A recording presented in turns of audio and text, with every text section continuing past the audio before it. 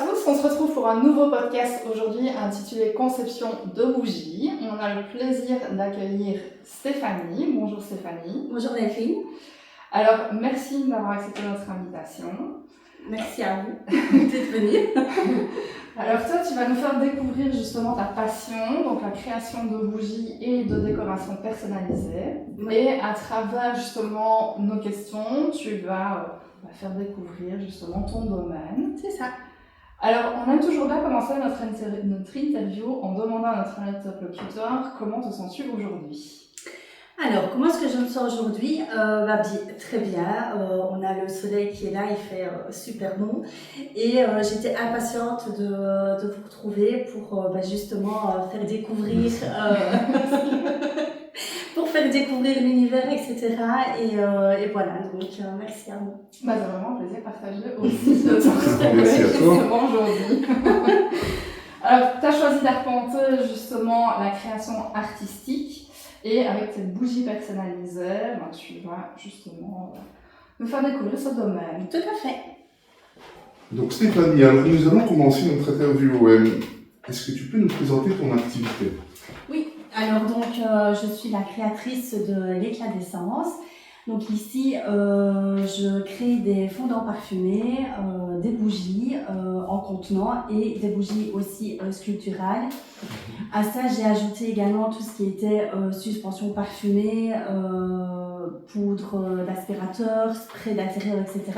Donc c'est vraiment tout ce qui est attrait au parfum d'intérieur pour la maison. Et évidemment les produits naturels. Comment en es-tu venue à la création de bougies? En fait, j'adore tout ce qui est les bougies, etc. Donc j'adore l'ambiance qu'elle procure le soir, etc. Avec la lumière. Et alors le fait qu'elle soit parfumée, ça c'est encore mieux. Alors avant de les créer, évidemment, je faisais un peu comme tout le monde, je les achetais en grande surface. Mais on sait très bien qu'on n'utilise pas vraiment des bons produits, on utilise notamment de la paraffine qui est dérivée du pétrole, etc. Donc c'est très nocif pour les animaux, pour la famille, etc. Et donc je me suis dit, tiens, pourquoi pas essayer d'en faire moi-même, et voilà. Donc j'ai commencé il y a plus ou moins 3 ans et demi. J'ai stoppé parce que j'étais dans une mauvaise relation en couple, etc. Donc j'ai carrément tout stoppé. Et ici, j'ai repris il y a 2 ans. Okay. Et aujourd'hui, ta boutique, c'est donc une marque? Alors, j'ai créé, oui, l'éclat d'essence. Maintenant, c'est pas une marque qui est déposée. Peut-être un jour, on verra bien. Mais oui, c'est moi qui ai créé le nom, etc. quoi. Mais elle n'est pas déposée. Okay. Peux-tu justement nous parler un peu de ta marque? Comment est venu le nom, l'idée du nom? Alors, en fait, j'avais assez bien du mal à trouver un nom, etc. Donc, qu'est-ce que j'ai fait un soir? C'est j'ai pris une feuille et j'ai mis à plusieurs mots qui me faisaient penser aux bougies, etc. Et puis m'est venu l'éclat d'essence. Pourquoi? Parce que l'éclat, c'est l'éclat de la bougie, la lumière qu'elle représente, la luminosité, voilà, et l'essence, c'est par rapport au parfum, etc. Donc, je me suis dit, tiens, l'éclat d'essence, ça sonne bien, et voilà, et j'adore mon nom, en fait. Voilà. Tout simplement. C'est un nom marquant, justement. Mais oui, voilà. C'est interpellant. Tant mieux, mais ici, voilà, je trouvais que c'était super joli parce qu'il y a 3 ans et demi, j'avais un autre nom et je n'aimais vraiment pas, en fait, et ici, l'éclat d'essence, je trouve que c'est un peu lent, ça donne envie de voir, voilà. Parce que ça donne plein de choses et voilà. Pour moi ici je vois pas un autre nom en fait. Ok.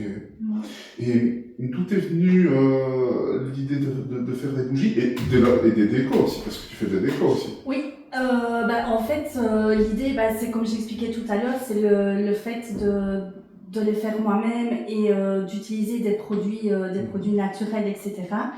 Et j'ai voulu aussi mélanger tout ce qui est la décoration parce qu'on est dans un domaine qui est où la concurrence est énorme. Et donc je me suis dit je vais faire un peu de la déco. Donc c'est aussi avec un matériau qui est noble, etc. et qui est naturel aussi.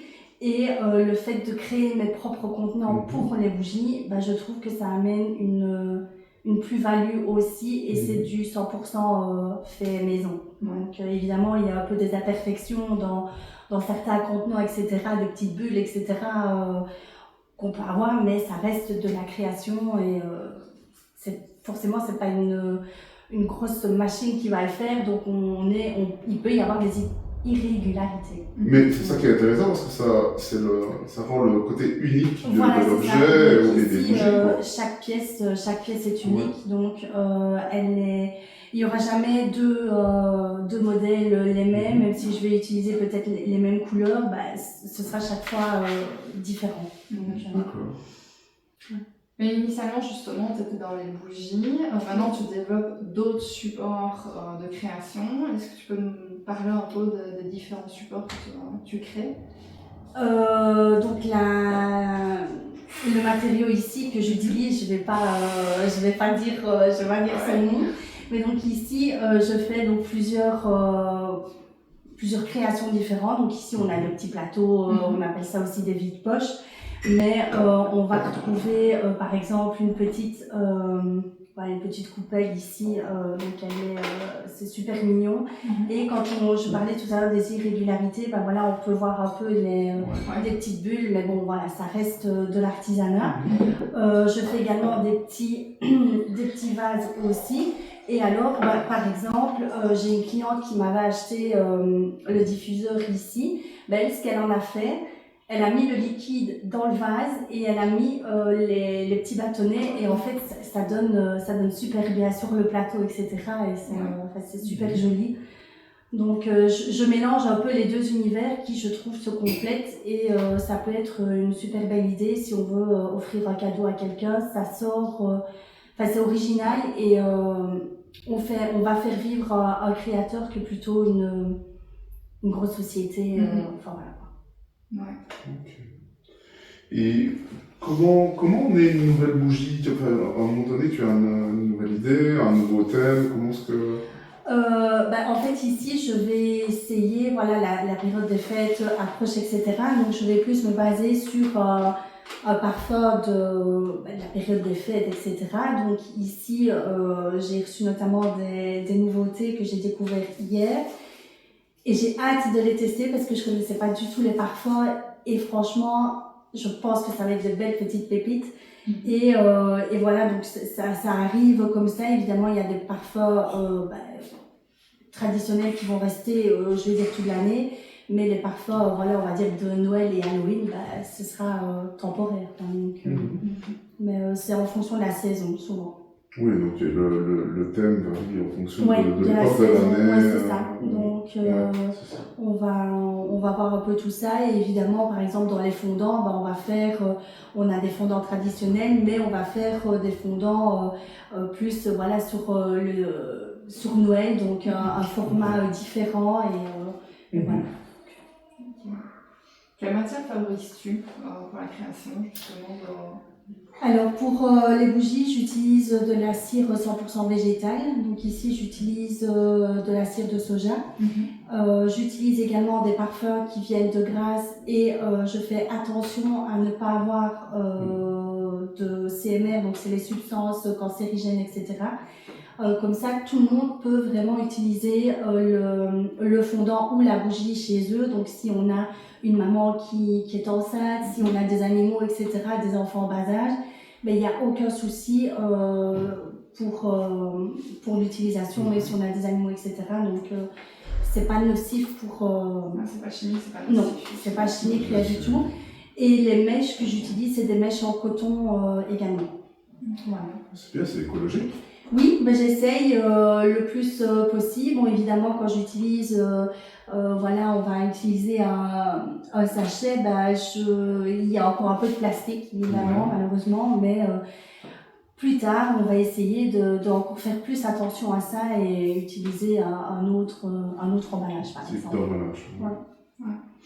Et tu as combien de parfums différents dans ta gamme?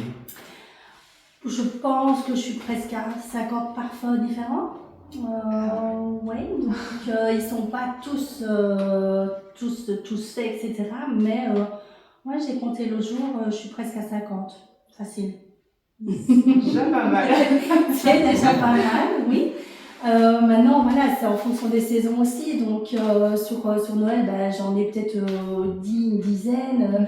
J'ai des parfums d'Halloween aussi. Donc, ici, quand ce sera le mois de janvier, évidemment, ce sera plus des parfums qu'on va retrouver spécialement que dans la gamme, on va dire, traditionnelle où on a toute l'année.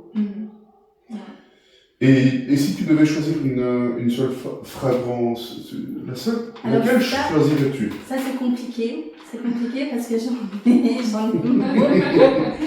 Alors, celui qui me vient à l'idée, c'est le figue et santal. Donc, en fait, c'est celui-ci. Ok. Il a un parfum hyper fort que soit même quand on ne le fait pas fondre, il sent. Donc j'en ai produit hier, c'est celui-ci et tu l'as utilisé pour ça en fait, pour cette bougie-là. aussi, mais donc ça c'est ce que j'ai fait hier et même sans les diffuser, ça sent déjà dans la pièce. Donc c'est un parfum assez fort. C'est un peu le style aussi, on va retrouver un peu le style d'un parfum d'homme. Oui, je t'en prie. Donc c'est assez puissant et ça c'est un de mes préférés. Sinon on a plus les traditionnels comme fleur d'oranger et ça c'est un incontournable. Fleur de coton qui est plus doux aussi.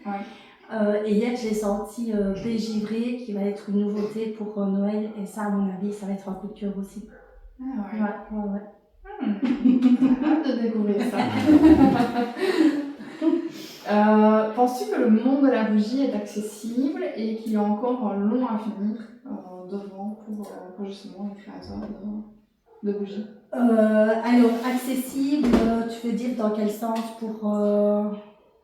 Est-ce que justement le fait de créer, est-ce que c'est accessible un peu à tout le monde de faire ça Alors le milieu de la bougie, oui, parce que bon, j'ai commencé comme ça, etc. Mais c'est un domaine où il faut faire très attention parce qu'il y a beaucoup de normes à respecter et tout le monde ne les respecte pas malheureusement, notamment en termes d'affichage, etc. Donc de prévention. Et oui, j'espère que c'est un domaine qui va perdurer dans le temps parce que c'est pas quelque chose d'essentiel à la vie, ça c'est sûr. Par rapport à quand on doit manger, faire ses courses, on sait très bien qu'on n'a pas toujours facile non plus. Mais j'espère que oui, ça va durer parce que ça, malgré avec une petite bougie, ça donne quand même du réconfort, enfin je trouve. Moi, je vais allumer mes bougies pendant toute l'année, même peut-être un petit peu moins en été, mais sinon, dès que je rentre, qu'il fait plus sombre, etc., j'ai des bougies qui sont allumées partout. C'est apaisant. Parce que voilà, c'est apaisant, ça donne le côté cocooning, etc. Et quand elles sont parfumées et que c'est fait naturellement, c'est encore mieux. Tu parlais de normes justement à l'instant. Donc voilà, par exemple, moi, je sais pas, je me dis, tiens, demain, je vais être créatrice de bougies. Non, il y a des règles derrière à respecter. Il y a des règles. Déjà au niveau de la fabrication de la bougie ou du fondant, etc. Donc tu dois respecter un certain dosage, ça c'est hyper important. Important aussi, c'est d'éviter d'utiliser des produits où on va retrouver les fameux CMR, etc. Donc les substances cancérigènes notamment. Tout le monde ne les respecte pas. Il y a des super bons parfums où on va retrouver des substances, mais moi, je veux éviter au maximum de les avoir. Donc là, il y a peut-être un ou deux parfums au début qui en avaient, mais sinon, j'essaie d'éviter vraiment le maximum. Et alors, il y a les fameuses étiquettes à positionner sur chaque produit. Donc voilà, ceci. Alors, ça prend du temps à faire, mais si jamais, imaginons, parce que voilà, ça va donner envie. Quand on voit ça, il y a des fois, un enfant va le prendre et va le regarder, il va penser que c'est un chocolat ou un truc il va vouloir le manger. S'il y a un problème, une réaction, etc., on doit pouvoir montrer cette étiquette à l'hôpital, au médecin, etc., pour qu'ils sachent ce qu'il y a dedans. Ok. Ah ouais, d'accord. C'est la composition en fait. Oui, donc c'est faire attention aussi, c'est nocif pour les plantes, les animaux aquatiques, etc. Donc il faut vraiment faire attention à tout ça, et malheureusement tout le monde ne le fait pas. Et qu'est-ce que tu dirais aux gens qui souhaitent se lancer dans l'aventure de l'auto-entrepreneuriat? Je pense qu'il faut essayer de se lancer, même si c'est pas simple au quotidien, il y a beaucoup de choses à penser, etc. Moi, j'ai un but, et j'espère qu'un jour j'y arriverai, c'est d'avoir carrément ma petite boutique. C'est vraiment un rêve, etc. Bon, le chemin est encore très long, mais je dis qu'il faut croire en ses rêves et s'y donner les moyens, etc. Et je sais que je peux faire encore plus. Et c'est un de mes souhaits pour la nouvelle année, etc. C'est vraiment d'y aller à fond et pour pouvoir vivre de ça parce que j'adore, même si ça me prend énormément de temps, parce que c'est une activité sur le côté, parce que j'ai mon boulot à temps plein en plus, donc voilà, c'est pas facile, mais il faut s'en donner les moyens, et si on a un rêve, il faut y arriver. Oui, il faut se donner les moyens de pouvoir mettre en œuvre son rêve. Donc j'espère. C'est ça. Et tout fait pour arriver. Oui, même si c'est pas simple tous les jours. Mais il y a des étapes, à tout moment, il faut franchir certaines étapes, voilà, et puis il y a des fois je suis découragée. Mais voilà, mais il faut jamais il y a des fois je suis découragée, mais il faut essayer. Et si on n'essaye pas, on ne saura pas savoir. Et c'est en faisant des erreurs aussi qu'on apprend. Exact. Et on se relève et voilà, pour arriver et aller plus loin.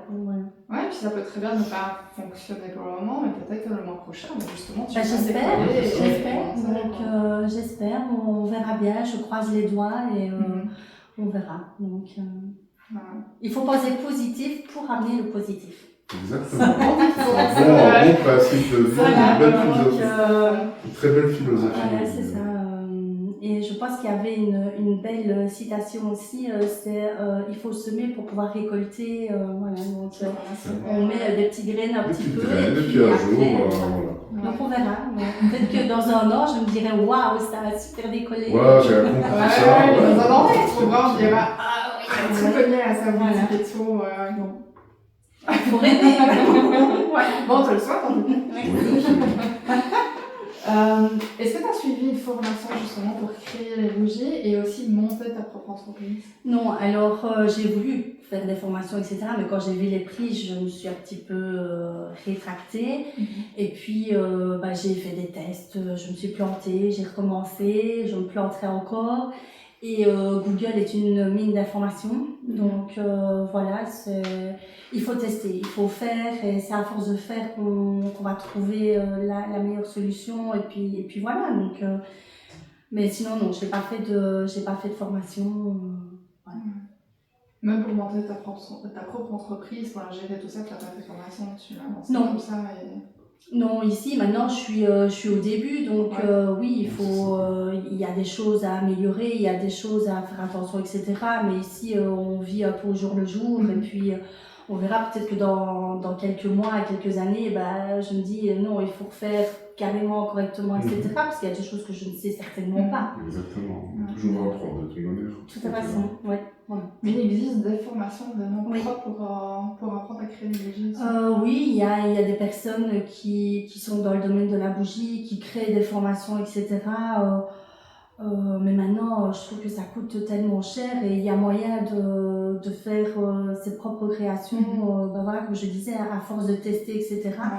Bien lire beaucoup de choses et bien respecter les quantités, les normes, les temps pour faire libérer le parfum, etc. Enfin, il faut se renseigner, ça de toute façon. Voilà. Qu'est-ce qui te passionne, te plaît le plus justement dans cette passion de création de bougies?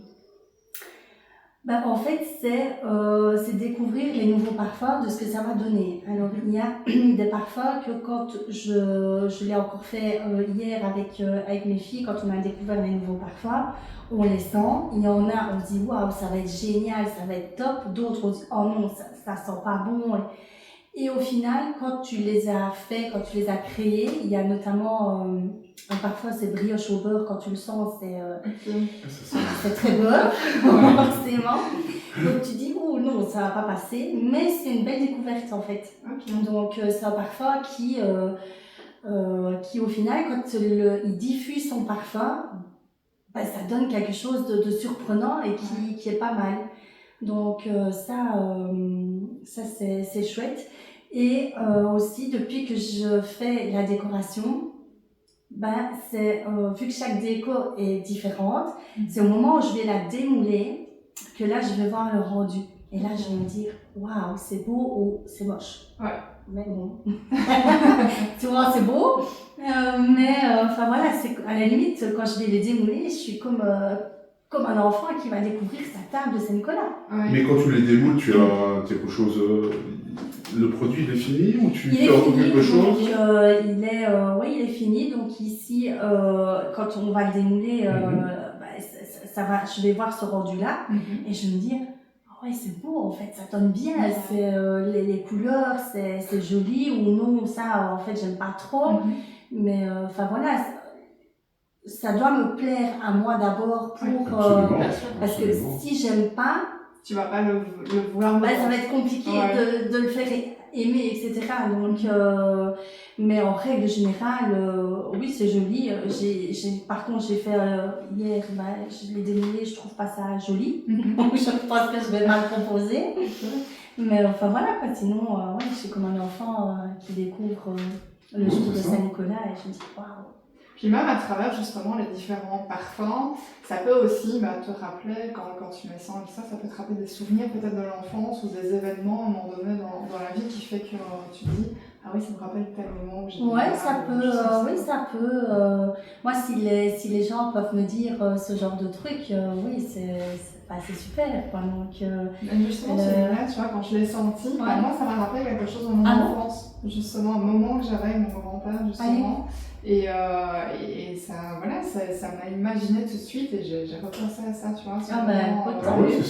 Oui, ça provoque. Et je pense que c'est ça aussi qu'il y a avec les parfums, l'essence et tout ça, justement, ça rappelle justement des petits souvenirs. Oui, l'autre jour, on avait, je sais plus quel parfum c'était, j'avais mis en fondant et ma fille me dit « Oh maman, on dirait le produit que quand tu nous l'avais quand tu étais bébé. » Et enfin voilà, donc ce parfum-là, il lui a donné un souvenir de quand elle était bébé. Donc, c'est là justement qu'en tant qu'artisan, je suppose que ça fait plaisir parce que tu dis justement ça plaît. Et en plus de ça, la personne, ça lui rappelle quelque chose. Donc, et quand j'ai des bons retours, que les gens me disent oh j'adore, c'est beau, voilà, ça fait hyper plaisir parce que tu dis tu fais pas ça pour rien. Il y a des fois tu as envie de baisser les bras parce que la concurrence est tellement importante. On dit oh non, on en fait plein. Et puis quand je vois parfois aussi certaines créatrices qui vont faire des minuscules fondants et que moi je vais proposer plus gros, forcément à un autre prix aussi, on va me dire non, chez vous êtes c'est trop cher, etc. Mais bon. Ah oui, t'as la quantité aussi. Il y a la quantité aussi, mais les gens font pas attention à ça. En fait, ils font. J'ai découvert ça il y a pas longtemps. J'avais mis un truc sur Marketplace et puis mais non, je veux des fondants plus petits. Oui, ok, mais vous pouvez le couper en deux. Mais non. Ou justement, dans la durée, il dure plus longtemps aussi. Mais c'est ça. Tu peux dire oui, je paye plus cher, mais ça dure plus longtemps. Mais oui, et puis il y a des fois quand on dit je vends un fondant à tel prix, tu dis mais comment est-ce qu'ils font? C'est pas possible en fait. C'est parce que le prix, tu le calcules, en fonction de plein de critères, etc. Et tu te dis les produits que tu utilises, le temps que tu as mis, etc. Mais le tarif qu'ils demandent, c'est pas possible, c'est pas réel. Je pense que si tu veux de la qualité aussi, je crois qu'il faut mettre le prix aussi pour avoir de la qualité. Je pense aussi. Parce que justement, tu dis que tu utilises des produits qui ne sont pas forcément chimiques. donc qui sont bons pour la santé aussi. Oui. Donc tu as la qualité qui est là aussi parce qu'on sait que ça ne touchera pas ta santé. Donc justement, est-ce que c'est pas justement génial, enfin, est-ce que c'est pas mieux justement de mettre plus cher si, en pour sachant moi, que ta santé est protégée? Pour moi, je pense. Bon, avant de les faire, j'allais acheter mes bougies dans un grand magasin que tout le monde connaît hyper bien, où les prix sont hyper bon marché, mais ta bougie ne sent absolument pas. Non, t'as les conservateurs. Voilà, et puis c'est de la paraffine. Ici, c'est de l'assiette de soja, c'est du naturel, c'est... Tu sais que ta santé est protégée derrière. Voilà, c'est ça. Et c'est des bons parfums. Voilà. Et donc tu vas dans des boutiques un peu plus spécialisées Alors, moi je commande sur des sites professionnels et c'est des parfums qui viennent de Grasse, donc la capitale du parfum donc, en France. Donc je me fais livrer par des sites professionnels et voilà. Donc c'est pas des huiles essentielles, ce sont des bons produits et exprès pour ça, parce que par exemple quand on va faire un spray d'intérieur ou un diffuseur, tous les parfums ne sont pas accessibles pour le produit que j'ai envie d'en faire en fait. Voilà, ici c'est une brume parfumée, je n'utilise pas le même parfum qu'un produit pour bougie, parce qu'il n'a pas la même composition, les mêmes normes, etc. Donc je peux pas utiliser tout et n'importe quoi. Faut vraiment faire attention. Excellent. Alors, qu'est-ce qui a été ton plus gros challenge dans le lancement de ton entreprise? Alors, quand on s'est vu, j'ai lu la question, je ne savais pas te répondre. On me dit, mais au jour d'aujourd'hui, j'ai évolué. Donc, en fait, mon plus gros challenge, je vais en avoir deux, c'est faire les marchés de Noël. Donc, j'ai eu réponse cette semaine, donc le challenge est énorme parce que forcément, il va falloir que je produise énormément. Je ne sais pas comment je vais faire, on verra. J'ai 2 marchés de Noël de 3 jours chacun. Donc il y en a un qui va se faire à Oui début décembre et là c'est vraiment dans un chalet. Donc ça va être génial, j'ai hâte parce que c'est totalement l'inconnu. Donc en fait je rêvais d'avoir ma boutique. Tu vas l'avoir donc je vais l'avoir pendant 3 jours, je vais devoir décorer, je vais devoir je pense que ça va être génial. Et le deuxième marché, là c'est sous chapiteau, donc comme j'ai l'habitude de faire un marché, etc. Mais ça va être 3 jours de marché, je sais pas du tout comment ça va aller. Donc là c'est vraiment le big challenge pour les cas d'essence. Et ça c'est quand exactement? Donc du 6 au 8 décembre sur Oui. Et du 13 au 15 décembre c'est sur Féron. Sur Féron. Voilà. Vous retrouverez à la fin de la vidéo les données de ces 2 marchés pour retrouver justement Stéphanie si vous voulez aller acheter des bougies. Et franchement, on vous le conseille. Merci. Voilà, on mettra toutes les informations à la fin de la vidéo là-dessus. Où on peut justement te trouver sur les réseaux sociaux? Est-ce que tu as un site internet? Non, je n'ai pas de site internet. J'espère un jour, mais j'ai quelques petites difficultés pour finir mon site. Mais sinon, évidemment, les réseaux sociaux, Facebook et Instagram. Et peut-être un jour TikTok. Voilà. Mais c'est principalement Facebook et Instagram. Donc à l'heure actuelle, si on va sur Facebook, on doit taper quoi? Alors on doit taper l'éclat d'essence. Il faut bien faire attention, c'est que c'est avec des majuscules et un accent, parce que sinon on ne me trouve pas. C'est un peu embêtant. Mais voilà, donc l'éclat d'essence, et sur Instagram, c'est l'éclat d'essence fondant. On mettra aussi les liens. On mettra tous ces liens là, comme ça on arrive directement sur les pages.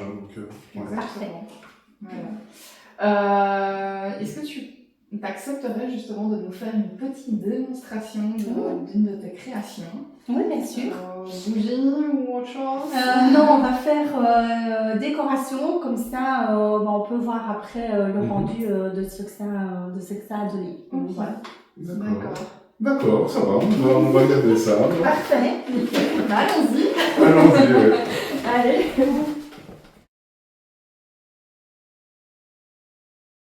Stéphanie, tu peux nous expliquer qu'est-ce que tu vas faire comme décoration? Alors ici, on va faire un petit plateau ici de décoration. Donc, on utilise deux matériaux différents. Donc, en fait, on va commencer par mettre le liquide ici, donc qui a évidemment été pesé au préalable, donc en fonction du moule. Donc, c'est des quantités qu'il faut vraiment bien respecter. Et puis après, on va y ajouter la base sous forme de liquide. Donc ici, c'est comme si j'étais un peu pâtissière en fait. C'est une espèce de poudre en fait. C'est ça, donc c'est de la poudre qu'ici on va mélanger donc, avec le produit liquide pour en faire comme une petite pâte. Donc ici, l'idéal, c'est d'éviter tout ce qui est les petits grumeaux. Bon, évidemment, par moment, il y en aura encore, mais bon, ça reste de l'artisanat, donc évidemment, il y a parfois un peu d'imperfection. Donc ça donne un peu ceci. Et puis après, donc on voit ici que c'est une couleur un peu beige. Donc soit on va la laisser normale, ou alors on va y ajouter tu des peux petits la colorer pigments. en fait. Oui, donc on va y ajouter des petits pigments. Et tu le fais au moment de la préparation. Ouais, c'est à ce moment-là c'est ça, qu'on doit la c'est ça. colorer. Quoi. Donc ici, on va mettre un tout petit peu. Et je vais y ajouter une autre couleur aussi, qui est une toute nouvelle couleur que j'ai testée. Et je trouve ça assez pas mal. Voilà, et alors après, moi, je vais un petit peu mélanger pour faire un effet un peu marbré en fait. Et après, donc je prends mon moule ici. Et alors, je vais couler la matière dans le moule. Au niveau de la quantité, tu mettais ce que tu voulais pour donner la couleur ou... Oui, on met. Maintenant, il faut pas mettre de trop parce que si tu mets trop de pigments, ça va vraiment durcir ta matière et alors après le mélange est inexploitable, on va dire. Okay. Donc ici, il faut vraiment faire, c'est de la précision. Donc voilà. Donc ici, on va un petit peu tapoter pour éviter de faire des petites bulles.